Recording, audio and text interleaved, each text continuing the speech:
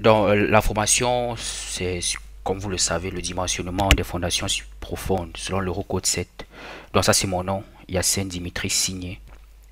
Ça, c'est le contact WhatsApp par lequel j'ai communiqué avec la majeure partie d'entre vous. Mais vous pouvez aussi nous écrire directement à cette adresse mail. Donc, généralement, nous sommes plus réactifs sur WhatsApp que par mail. C'est pour ça que j'ai préféré échanger par mail. Et parce qu'on peut aussi poser directement les questions. Donc, c'est pour ça que j'ai préféré par WhatsApp. Donc je me présente rapidement, mais ceux qui ont fait la première formation avec moi me connaissent déjà. Ça c'est juste pour ceux qui sont nouveaux. Donc à la base, je suis ingénieur de génie civil, Bac plus 5, formé à l'école des travaux publics de Yaoundé. Donc ensuite, j'ai travaillé en études au Cameroun sur l'autoroute Yaoundé-Douala. Ensuite, je suis venu en France, j'ai fait Polytech Lille, un master en géotechnique et hydraulique. Et actuellement, je suis ingénieur études sur un projet qui s'appelle HS2. Donc, c'est High Speed So. C'est le deuxième plus grand projet. C'est le plus grand projet de TGV actuellement en Europe. Donc, c'est l'étude en fait de la deuxième plus grande ligne de TGV en Angleterre. Donc, HS c'est en fait High Speed. Et 2 c'est parce que c'est la deuxième plus grande ligne. Donc, comme vous voyez sur la carte, c'est la phase 1 du projet qui va relier à terme Londres à Birmingham, la partie en bleu. Donc c'est là-dessus que je travaille actuellement comme ingénieur études géotechniques. Donc je suis à CETEC International. Mais à côté, vous me connaissez aussi comme, c'est beaucoup plus par là que vous me connaissez, cofondateur de Best Engineering Practice, qui depuis maintenant, je pense, 3 ans, bientôt 4 ans, on fait des tutoriels et des formations sur la géotechnique d'une manière générale. On a une chaîne YouTube, une page Facebook et depuis, avant, on faisait les formations en présentiel, c'était beaucoup plus au Cameroun qu'on les faisait. Mais depuis, je pense, 1 an et demi, aujourd'hui, on fait des formations en ligne. Donc, le but étant de renforcer les capacités des personnes qui seraient intéressées. Donc, en gros, c'est ça mon parcours. Donc, la formation, elle va se dérouler en 2 phases. Il y aura une phase directe, donc, la phase que nous sommes en train de faire actuellement, qui va se dérouler sur 4 samedis, les 4 samedis de juin, où je vais essayer d'exposer les bases en fait du calcul géotechnique des fondations profondes selon l'Eurocode 7. Donc j'expliquerai tous les concepts de base. Et ensuite il y aura une deuxième phase. Cette deuxième phase sera une phase vidéo où je ferai plutôt des tutos et que je vous enverrai directement. Déjà la phase directe, elle est enregistrée, donc je vais vous envoyer ça déjà pour que vous puissiez réviser. Parce qu'on va voir énormément d'informations et je suis très bien conscient qu'il n'est pas évident de les saisir toutes en 4 samedis. Donc toutes les vidéos seront enregistrées et elles vous seront envoyées. Mais pour les concepts avancés, on n'aura pas forcément le temps de les parcourir en présentiel. Du coup, je vais faire des tutoriels que je vais vous envoyer également. Vous allez les suivre et vous pourrez directement me poser les questions sur WhatsApp comme on a l'habitude d'échanger. Donc le but justement étant que on puisse avoir de vraies compétences en dimensionnement des fondations profondes. Donc en gros, c'est le principe que j'ai adopté pour cette formation. Dans les ressources qui seront mises à votre disposition, euh, vous aurez toute ma documentation sur les fondations profondes. Je pense que j'ai listé tout ce qu'il y aura sur le programme détaillé de la formation. Vous aurez tous ces documents. C'est déjà sur le drive. Après la séance, je vais partager ces documents avec vous directement. Et ensuite, vous aurez le logiciel FormPro que nous avons conçu en fait pour le dimensionnement des fondations profondes qui essaye de reprendre ce que nous verrons dans cette formation mais maintenant en termes de calcul rapide. Donc ça permet à ce que chaque fois vous ne fassiez pas les calculs à la main mais vous entrez directement les paramètres et que ça vous fasse les calculs. Donc le but de la formation est de comprendre les concepts et le logiciel va vous aider à faire les calculs. Pour l'instant, le logiciel, la version 0.1 que nous avons développé prend uniquement le calcul de la potence par la méthode pressiométrique, mais les autres modules sont en cours de développement. Donc, lorsque ces modules seront disponibles, on va d'abord vous envoyer ce module et lorsque les prochains modules seront disponibles, nous vous les ferons parvenir. Ensuite, je vais vous proposer également un rapport type d'étude de fondation profonde. Enfin, le style de rapport qui est fait en France. Ce n'est pas pour dire que c'est comme ça qu'il faut rédiger un rapport, mais c'est pour que vous ayez une idée globale. Ça peut vous aider augmenter peut-être la pertinence des rapports que vous rédigez déjà, ou bien de pouvoir corriger certaines choses ou d'améliorer. Enfin, ça sera toujours un plus de pouvoir connaître, avoir un type de rapport qui se passe en France et comparer à ce que vous faites pour peut-être améliorer les choses comme ça. Et comme j'ai dit, vous aurez l'enregistrement vidéo de toutes les séances. Et quand je fais l'enregistrement vidéo, ceux qui participent déjà à nos formations savent, j'essaie de découper par module pour que ce soit plus cohérent et logique. Donc en gros, ce sont les ressources. Est-ce qu'à ce niveau, quelqu'un a une question avant qu'on évolue? Ok, s'il n'y a pas de question, on va évoluer. Donc, comme vous le savez, la formation, c'est le dimensionnement des fondations profondes selon l'Eurocode 7. Déjà, ce qu'il faut savoir, peut-être vous le savez déjà, il y a plusieurs Eurocodes. La majorité des Eurocodes, c'est pour le calcul des structures d'une manière générale. Donc, ça va de l'Eurocode, je vais dire 0, qui concerne les bases de calcul des structures, jusqu'à l'Eurocode 9. Mais pour le calcul géotechnique, c'est l'Eurocode 7. Donc, tout ce qui est calcul géotechnique. C'est l'Eurocode 7 qui est utilisé en France. Donc c'est l'ensemble des règles techniques harmonisées dans l'Union européenne pour le dimensionnement des ouvrages. Je pense que c'est aussi appliqué en Afrique. Donc c'est ça. Maintenant l'Eurocode 7, qui est la norme du calcul géotechnique, elle est divisée, enfin c'est divisé en plusieurs parties, en 12 parties. La première partie, ce sont les généralités sur le calcul géotechnique selon les Eurocodes. Ensuite, il y a les bases de calcul géotechnique. Ces modules-ci, nous les avons couverts dans la formation sur les fondations superficielles, mais dans les documents que vous envoyez, il y a également des sections qui expliquent les bases de calcul géotechnique. Pareil pour les données géotechniques. Donc, ces choses-ci, nous les avons déjà couvertes, pardon.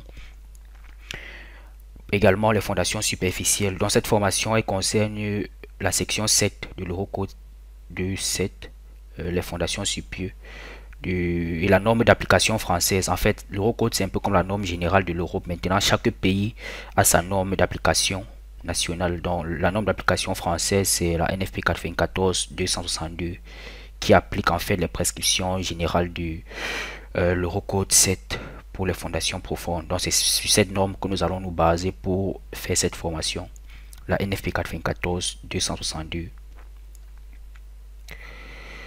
Donc nous entrons dans le vif du sujet. Pour un début, on va commencer par des généralités et je pense qu'il ne va pas vous apprendre grand chose pour un début, parce que forcément vous connaissez qu'une fondation, c'est un élément de structure mince installé dans le sol pour transférer les charges au sol d'une manière globale. Donc on a une charge qui est appliquée. La charge peut venir de la structure, ou bien ça peut venir de la poussée des terres, ainsi de suite. On a tout simplement une charge qui est appliquée à une fondation, et la fondation profonde se permet de transférer cette charge là au sol par deux mécanismes: la résistance à la base de l'élément structural et le frottement latéral tout autour de l'élément de fondation profonde. Donc le frottement lié à l'interaction entre le sol et le pieu qui est la structure. Donc voilà les deux composantes de résistance de la fondation. Et évidemment vous savez également que généralement ce type de fondation est utilisé quand le sol superficiel est de mauvaises caractéristiques, quand il ne peut pas supporter certaines charges, ou bien il ne peut pas supporter certaines sollicitations, peut-être les sollicitations horizontales importantes, ou bien les moments fléchissants importants qui peuvent par exemple être dus aux poussées des terres, ainsi de suite. Donc en gros c'est ça une fondation profonde. Nous allons détailler chaque point tout au long de cette formation. Donc ici je vous propose une liste non exhaustive de quelques cas dans lesquels on a besoin de fondations profondes. Si on prend par exemple le cas des ouvrages d'art, peut-être un pont ou un viaduc, la zone de transition entre les deux est souvent une zone, je vais dire, une zone très sensible, parce que s'il y a un tassement très important, il risque d'avoir un décalage et l'ouvrage, je vais dire le véhicule ou bien le train, ou je sais pas trop, les éléments exploitants qui passent au-dessus risquent de ne pas pouvoir circuler. C'est généralement un véritable problème justement en géotechnique ferroviaire, où les exigences de tassement au niveau de la zone de transition sont très importantes. Par exemple, pour les projets ferroviaires de train à grande vitesse, parfois, il faut que le tassement au niveau de cette zone de transition soit parfois inférieur à 5 mm. Or, parfois nous retrouvons dans des zones où les sols sont de très mauvaises caractéristiques. Du coup, pour pouvoir avoir un tassement inférieur à 5 mm, c'est très compliqué. Une technique qui peut être utilisée, par exemple, c'est d'excaver dans la substitution. Mais le problème, c'est que si l'épaisseur de couche compressible de mauvaises caractéristiques est très importante, on se rend très vite à l'évidence que la substitution n'est pas une très bonne technique, parce que ça sera non seulement hyper coûteuse, mais également l'empreinte carbone. Ça sera pas aussi très bien pour l'environnement. Du coup, une solution qui est parfois adoptée justement pour certains projets, les grands projets, c'est de pouvoir mettre des pieux là pour pouvoir permettre la réduction du tassement. Donc voilà un cas palpable de l'utilisation des fondations profondes pour les zones de transition entre les remblais et structures. Et ça peut également être utilisé pour les fondations des ouvrages d'art, comme on voit toujours sur la même image. Donc là, nous avons notre culé avec les fondations qui sont là des éléments de fondation profonde. Également pour les bâtiments de grande hauteur qui peuvent être soumis à des mouvements horizontaux, par exemple la charge du vent qui peut être très importante sur ce genre d'ouvrage. Si on fait une fondation superficielle, ce n'est pas forcément la bonne technique pour pouvoir résister aux sollicitations horizontales. Et c'est ça, le cas des bâtiments, c'est un exemple. Ça peut se généraliser à tout ouvrage qui est soumis peut-être à des sollicitations horizontales très importantes, ou bien à des moments fléchissants très importants où les fondations superficielles ne peuvent pas forcément reprendre ce genre de sollicitation, ou bien quand le sol en surface, comme on l'a dit, est de mauvaises caractéristiques pour la portance. Donc ça, c'est juste quelques cas. Il existe encore énormément d'autres cas, comme les fondations des éoliennes et bien d'autres cas que vous pouvez forcément connaître dans vos projets. Donc globalement, les fondations profondes sont utilisées lorsque les fondations superficielles ne peuvent pas permettre deux choses: de garantir la capacité portante ou de garantir un tassement admissible. Donc ce qu'on peut retenir globalement. Donc les fondations profondes, déjà pour les types de fondations profondes, chaque fois remarquez bien que au niveau du titre, je mets la section que vous pouvez lire pour avoir plus d'informations. Ça fait en sorte que lorsque vous prenez la norme, vous savez directement où il faut aller lire pour pouvoir recueillir des informations, parce que parfois, comme la norme est très longue, c'est plus de 150 pages, ça peut porter à confusion. Donc, chaque fois, il met les sections là pour faciliter la tâche, parce qu'après, le but de la formation, c'est justement de faciliter la tâche, la compréhension de la norme. Donc généralement, pour classer les fondations, pour dire les types de fondations profondes, on les classe suivant deux critères principaux. Le premier critère, c'est le matériau constitutif. Le second critère, c'est la technologie d'installation.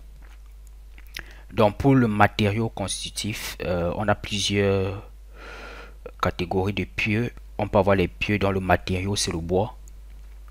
Moi, je n'ai pas encore fait un projet avec le pieu ou le matériau, c'est le bois. C'est généralement pour les simples bâtiments qui ne sont pas qui n'ont pas de grandes charges en fait. C'est pas forcément pour des projets où les charges appliquées au sol sont très importantes. Après, nous avons les fondations profondes en béton armé. Ça peut être en béton tout simplement, ou bien ça peut être en béton armé. En fait, le matériau béton. Et enfin, nous avons les fondations profondes en acier. Donc, comme on peut voir là, on a un tube qu'on enfonce dans le sol. Ça peut être enfoncé par plusieurs techniques. Dans les différentes technologies, nous allons les voir tout à l'heure. Donc voilà la première caractéristique, ou bien le premier critère par lequel on peut distinguer les fondations profondes, c'est le matériau constitutif. Là, nous avons une vue en plan. Ça également, c'est dans la norme. Donc là, je n'invente rien. C'est une vue en plan, ou bien la section des différents types de pieux en béton armé. Donc là, nous avons les pieux en béton armé. On peut avoir un pieu juste en béton sans renforcement. On peut avoir des pieux avec renforcement. Et voilà, comme dans ces deux autres cas. Ou alors on peut avoir des barrettes. Donc des barrettes, ce sont des pieux toujours en béton avec des sections pas forcément régulières. Donc là par exemple on a une section en T, ainsi de suite. Donc en gros c'est ça pour le matériau constitutif. Également nous avons les pieux en acier. Les pieux en acier, comme j'ai montré sur la figure bien avant, on peut avoir plusieurs types de sections. On peut avoir les pieux en H ou bien les tubes. C'est généralement des tubes circulaires. L'intérieur peut être vide ou bien il peut avoir un élément qui bouche la base du tube en bas. Donc ça dépend. Il y a également ce qu'on appelle les pales-pieux. Donc les pales-pieux en fait c'est une collection de pales planches qu'on joint ensemble. Donc on a une pale planche là, une pale planche en U, une pale planche en U qu'on collectionne pour faire une région fermée et ça constitue en fait dans ce cas un pieu. Donc c'est pour ça qu'on dit pale-pieu. Le pale c'est comme pale planche. Donc c'est ça cette catégorie de pieux en acier. Et enfin nous avons les pieux vissés. C'est une technologie spéciale de pieux. Je pense que elle doit sa paternité à Atlas Fondation. Donc généralement on appelle à Frankie Fondation plutôt. Généralement on appelle ce genre de pieux les pieux Frankie. Donc nous allons voir, ça c'est pour le matériau constitutif. Ceux-ci sont, ça peut être aussi en béton armé. Et l'acier constitutif, ça peut être les barres d'acier normal ou bien ça peut être des tourons par exemple. Donc en gros c'est ça pour les matériaux. Donc globalement on a vu qu'il y a trois types de matériaux constitutifs: bois, acier et béton. Bon, maintenant le deuxième critère, comme on s'est dit, c'est la technologie. On peut avoir plusieurs types ou bien plusieurs modes d'installation. Ça peut être installé par battage. Donc le battage c'est un mouton qui frappe le pieu. C'est l'énergie potentielle qui fait pénétrer le pieu dans le sol. Ça peut être par forage, donc on fait un trou et après on construit le pieu à l'intérieur. Ça peut être par vibrage, donc l'installation, le combat, on a plutôt un engin qui vibre le pieu et qui l'enfonce dans le sol. Ça peut être par vérinage, donc le vérinage c'est tout simplement comme si on appuyait le pieu sous une pression. Donc un engin exerce une certaine pression pour appuyer le pieu dans le sol. Et ou bien ça peut être par vissage. Donc le vissage c'est une technologie qu'on va voir davantage après. Je vous ai parlé tout à l'heure du pieu, les pieux vissés de Frankie Fondation. Donc on va essayer de voir cette technologie tout à l'heure. De tout ce que j'ai dit, il en ressort deux grands groupes de fondations profondes. Le premier grand groupe, ce sont les fondations qui ne refoulent pas le sol pendant l'installation. Le second grand groupe, évidemment, ce sont les fondations qui refoulent le sol pendant l'installation. Donc on va rapidement regarder ces deux grands groupes et voir tout ce qui rentre dans ces différentes catégories de fondations. Donc on va commencer évidemment par les fondations ne refoulant pas le sol pendant l'installation. Ensuite on va voir celles refoulant le sol. Donc commençons par les fondations ne refoulant pas le sol. Dans cette catégorie, nous avons les pieux forés simples. En fait, il y a les pieux forés simples et les pieux forés à la boue et les barrettes. La différence entre les deux, j'ai essayé de vous montrer quelques points pour qu'on puisse faire rapidement une comparaison. Pour comprendre directement quelle est la différence entre les deux, parce que ça peut porter à confusion. On a pieux forés simple et pieux forés à la boue.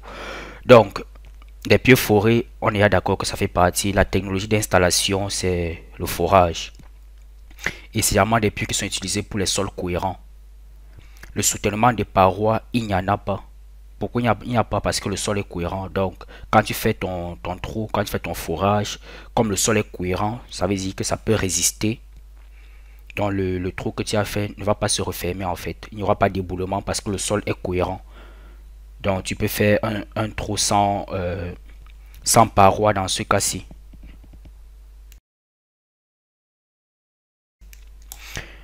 Donc, généralement, dans ce cas, la nappe phréatique est en dessous de la base du forage. C'est toujours parce qu'il n'y a pas de paroi. Donc, si la nappe phréatique est au-dessus, il risque d'avoir éboulement dans ton forage. parce que les parois ne sont pas protégées. Donc c'est ça en fait le pieu foré simple. Par contre, pour le pieu foré à la boue, on peut le réaliser pour tout type de sol, que le sol soit cohérent ou pas. Donc pour les sols sableux à cohésion nulle, on peut réaliser. Pourquoi? Parce que dans ce cas, on a en fait un soutènement de parois. Généralement, le soutènement de parois est fait grâce à une boue. C'est pour ça qu'on appelle forêt à la boue. Et une boue qui est très souvent utilisée pour les forages, c'est la bentonite, par exemple. Donc le rôle, en fait, c'est d'éviter l'éboulement, comme on s'est dit, pour les différents types de sols. Et là, peu importe qu'on soit en dessous de la nappe ou pas, peu importe, parce qu'on a déjà un soutènement de parois, donc on n'a pas peur de l'éboulement. Donc voilà les premiers types de fondations ne refoulant pas le sol. Donc voilà en gros la méthodologie d'installation, c'est-à-dire qu'on installe d'abord la virole pour pouvoir installer notre matériel. Donc c'est cette tête en acier. Et après on peut faire le forage à la tarière jusqu'à la profondeur voulue. Et ensuite on peut nettoyer le fond, on peut nettoyer notre trou. Et on peut mettre la cage d'acier, on peut mettre les barres d'acier et couler le béton. Donc en gros c'est ça. La seule différence entre les deux c'est que l'un il y a une protection de paroi pour le forage et l'autre il n'y en a pas. Voilà, on a parlé de ça, les pieux forés, dans ce forêt tubé. Dans ce cas, la différence avec les autres, c'est qu'en plus de faire un forage, en fait, on met un tube, on enfonce un tube dans le sol. Après avoir enfoncé le tube, on fait le forage à l'intérieur du tube. Donc, le tube est installé par fonçage. Ensuite, on fait le forage à l'intérieur et on peut mettre notre cage d'acier, couler le béton. Donc, c'est ça la différence principale. Du coup, on peut utiliser ça pour tout type de sol, globalement. Et dans ce cas, le soutènement de paroi, il y a un tube. L'autre, on a vu que c'était peut-être pas la boue. Et l'autre, pour le simple, il n'y avait aucune paroi.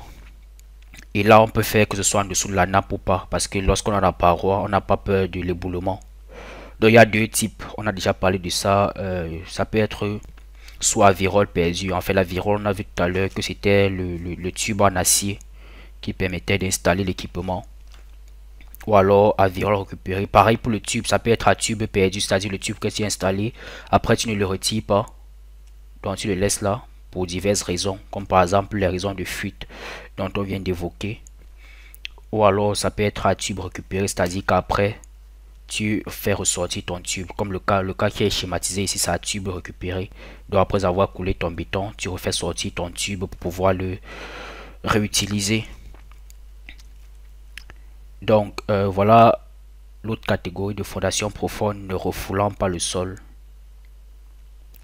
Généralement, le terme qu'on utilise aussi pour ces fondations sont les pieux forés. Pour les fondations ne refoulant pas le sol, c'est parfois le terme qu'on utilise aussi. Mais j'estime que fondation ne refoulant pas le sol, c'est un peu plus correct et général. Après, nous avons le pieu à tarière creuse.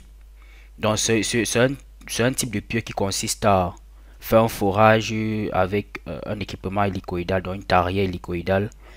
Et lorsque tu arrives à la profondeur voulue, tu peux maintenant extraire, un peu comme lorsque tu fais l'essai pressiométrique, tu peux maintenant extraire ta tarière. Et pendant que la tarière remonte, en fait, elle fait remonter les cuttings. Dans les hélices de la tarière font remonter les cuttings. Mais à l'intérieur de la tarière, il y a un vide par lequel tu peux pomper le béton. Donc pendant que la tarière remonte, le béton est pompé par... le béton est injecté par le tube vide qui est à l'intérieur. Donc ça veut dire que plus tu remontes, plus les hélices de ta tarière font remonter les cuttings et le vide laissé directement, le béton est pompé à l'intérieur pour remplacer le vide laissé par l'extraction du sol. Donc en gros c'est ça, comme on peut voir là. Il pompe le béton et après tu peux mettre les aciers en fonction de la résistance structurale que tu veux pour ton pieu. Tu peux avoir besoin de mettre des aciers après ou pas. Donc la grande différence aussi avec ce type de technologie, c'est que voilà, les barres d'acier sont mises après le coulage, pas avant. Du coup, là, c'est évident qu'il faut mettre le retardateur de prise, sinon ton béton peut durcir avant que tu ne puisses être capable de mettre les barres d'acier. Donc ça, c'est une autre technologie ne refoulant pas le sol, de fondation ne refoulant pas le sol. Donc voilà un exemple de puits à tarière creuse. Donc on a la tarière là, elle va forer jusqu'à une profondeur donnée. Et là vous voyez notre notre tube pour pomper. Voilà le tube pour pomper le béton. Donc l'intérieur est vide en fait. Et c'est ce tube qui va nous permettre de pomper le béton. Une fois, et en faisant remonter, comme on a vu tout à l'heure, la tarière, on va pomper le béton. Et après, voilà la cage d'acier qui est déjà préparée pour qu'on puisse directement l'installer. Et voilà un exemple de produit fini. Donc c'est juste pour qu'on ait un ordre d'idée de cette technologie. Après, voilà, on a les micro-pieux. Généralement, les micro-pieux sont des pieux forés, comme on vient de voir. Donc, ce sont des pieux forés. La seule grande différence, c'est que dans ce cas, le diamètre est très petit. Généralement inférieur à 300 mm. Dans les oui. Donc, généralement, le diamètre est inférieur à 300 mm. Et les armatures peuvent être de plusieurs ordres. Ça peut être des profilés d'acier ou bien ça peut être des barres d'acier ou des torons. Des barres de torons introduits dans le forage. Donc c'est dans ce cas qu'on proposait que si tu as des fuites, tu peux par exemple faire ça avec un tube pour éviter qu'il y ait des fuites.